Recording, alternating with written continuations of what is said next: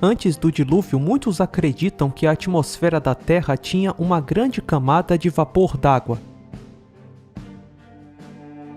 Esse vapor foi colocado na Terra no segundo dia da criação. A separação das águas debaixo do firmamento com as águas acima do firmamento. Todas as fontes subterrâneas de água jorraram da terra, e a chuva caiu do céu em grandes temporais, e continuou sem parar por 40 dias e 40 noites. A chuva de 40 dias e 40 noites pode ter sido o colapso dessa cobertura de vapor. Na Terra pré-diluviana, as condições climáticas eram bem diferentes das de hoje. Quando a Bíblia fala desse tempo, ela menciona coisas que as pessoas pré-diluvianas nunca tinham visto. Pela fé, Noé, divinamente avisado das coisas que ainda não se viam, temeu e, para a salvação da sua família, preparou a arca. Talvez as pessoas da era pré-diluviana nunca viram uma tempestade. O segundo capítulo de Gênesis conta que uma neblina subia da terra e regava a superfície da terra. Um vapor, porém, subia da terra e regava toda a face da terra.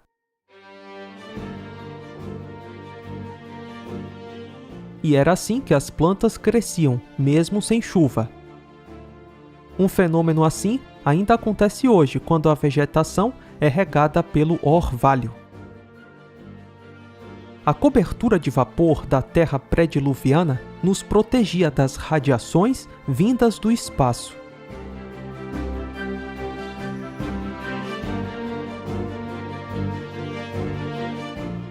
A proteção que essa camada de vapor fazia era muito maior do que a proteção que temos hoje. E essa proteção foi um dos principais fatores para que os seres humanos na época de Noé vivessem tantos anos. O envelhecimento é causado por mutações nas nossas células. A radiação provoca mutações. Com uma atmosfera adequada e com uma forte barreira às radiações, nós viveríamos muito mais. A cobertura de vapor da Terra pré-diluviana causaria um efeito estufa, mantendo uma temperatura estável em toda a Terra. Não haveria lugares com neve e nem desertos. Era uma terra de vegetação viçosa.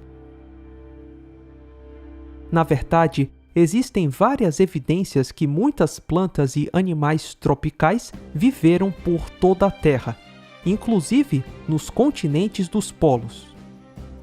Mas, com o dilúvio, quando as comportas do céu se abriram, ventos fortes causaram diferenças de temperatura por toda a Terra. A Terra, que era toda tropical, passou a ter regiões com muita neve e gelo. A Era do Gelo, depois do dilúvio. As águas não vieram só de cima. A água foi jorrada de reservatórios subterrâneos.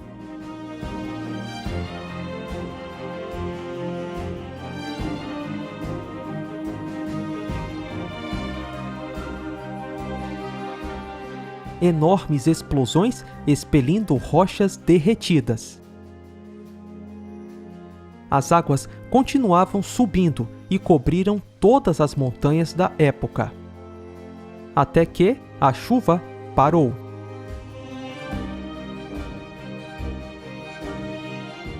Então Deus enviou um vento sobre a terra e as águas começaram a baixar.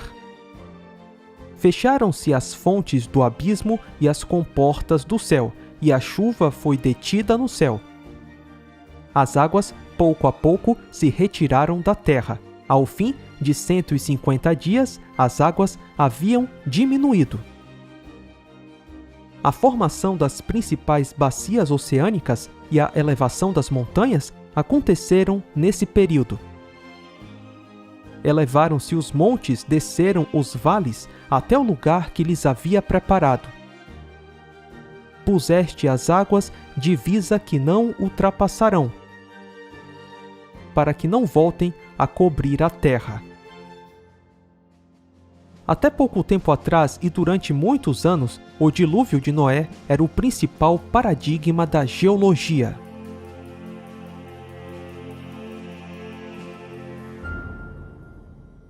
Ainda hoje, alguns geólogos usam o dilúvio de Noé para explicar a história da Terra. Eles acreditam, a partir das evidências, que o dilúvio de Noé foi um fato histórico. No dilúvio, enquanto a Terra estava sendo elevada, as bacias oceânicas afundaram.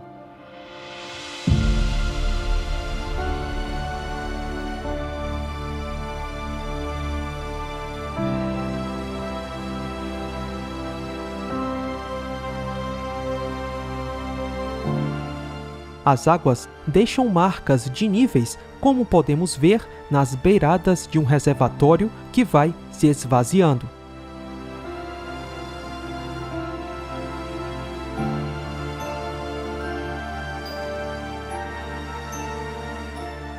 Assim, se aconteceu um dilúvio mundial, nós esperamos ver esse mesmo tipo de marca na costa dos continentes ao redor do mundo. E isso foi exatamente o que encontramos em todos os continentes.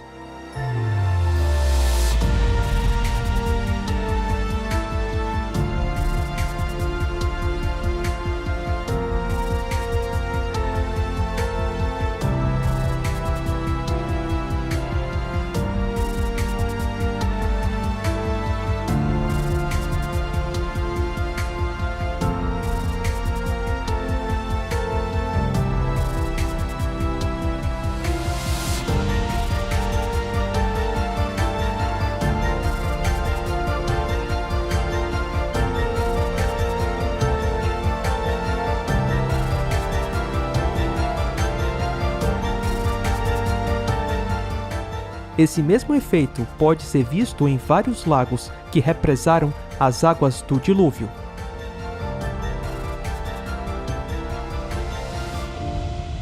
Muitos vales de rios são mais fundos e largos do que seus sistemas atuais necessitam, indicando que em algum momento carregaram muito mais água.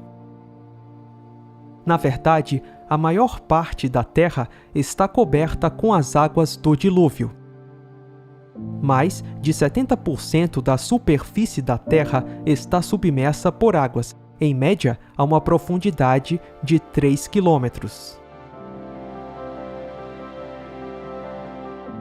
Existe também muita água armazenada em forma de gelo nos continentes do Polo Norte e Sul.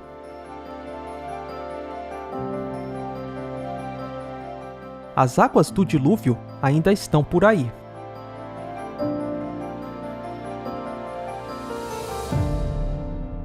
O Senhor Jesus falou sobre o dilúvio de Noé, não como um mito ou uma lenda, mas sim como um fato histórico.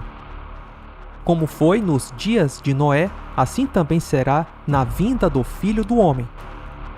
Pois, nos dias anteriores ao dilúvio, o povo vivia comendo e bebendo, casando-se e dando-se em casamento, até o dia em que Noé entrou na arca.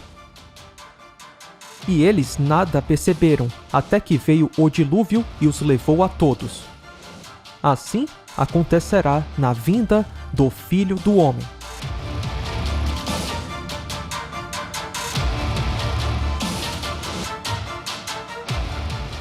O Senhor Jesus está dizendo que o mundo, na sua volta, será semelhante ao mundo dos dias de Noé.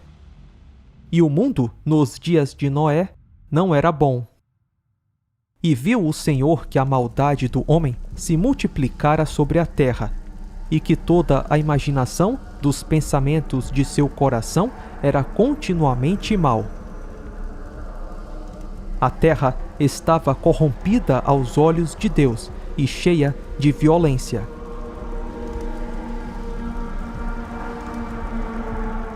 Esses versículos parecem que foram escritos para os dias de hoje.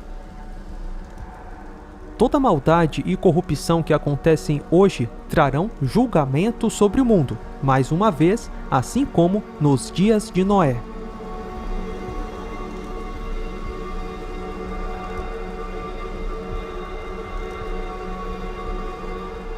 Nos últimos dias, os homens vão negar que o mundo foi criado por um Deus. Eles irão negar, por exemplo, o dilúvio de Noé. Da mesma maneira que o mundo antigo zombou da pregação do dilúvio, as pessoas hoje vão zombar da pregação do Evangelho. Elas vão zombar da volta de Jesus Cristo.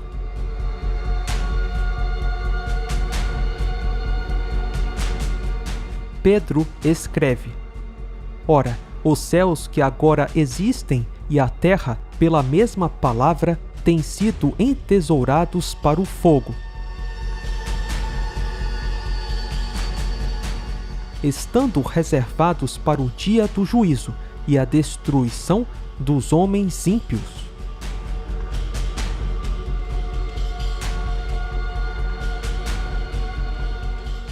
Virá, entretanto, como ladrão o dia do Senhor, no qual os céus passarão com estrepitoso estrondo, e os elementos se desfarão abrasados. Também a terra e as obras que nela existem serão atingidas.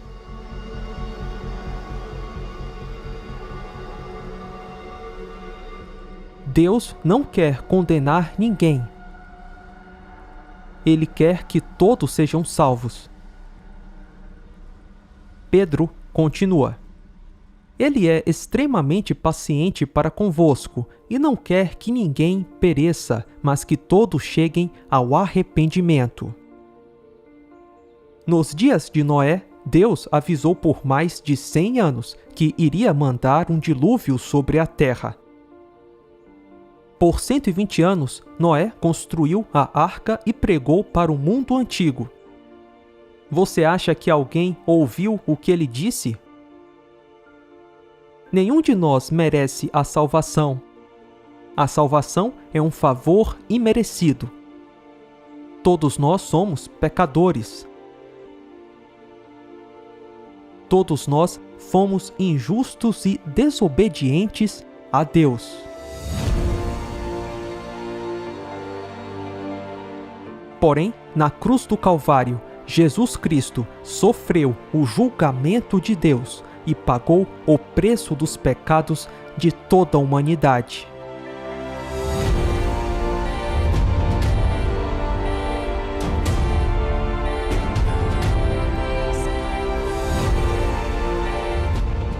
O próprio Criador morreu para salvar o homem que ele criou.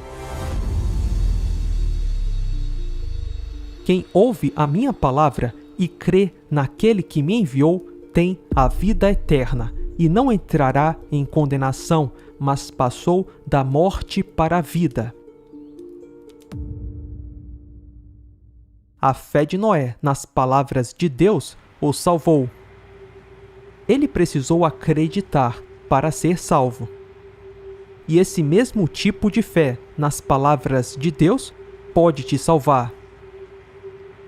É pela fé que obedecemos a Deus.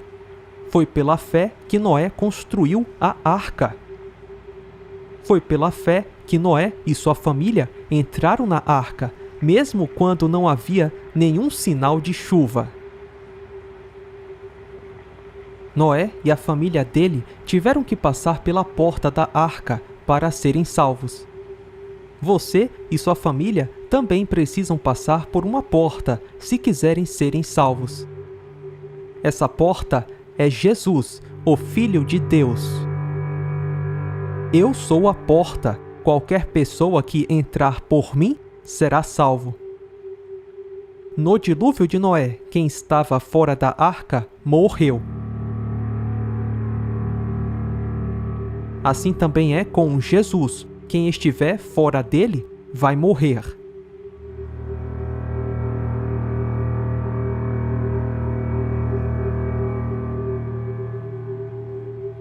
A boa notícia é: a porta está aberta e Deus está esperando por você.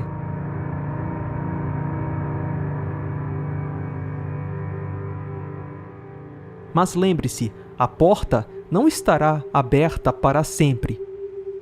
Chegará um dia que ela vai ser fechada, assim como foi com a porta da Arca de Noé. E depois que a porta é fechada, não há salvação para quem está do lado de fora.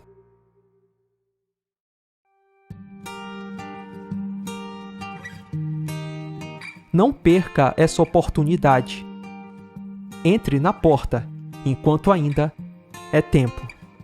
Is it alright if I stay today?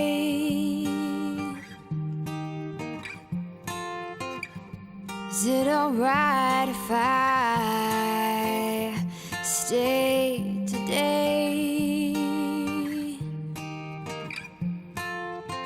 Take my time.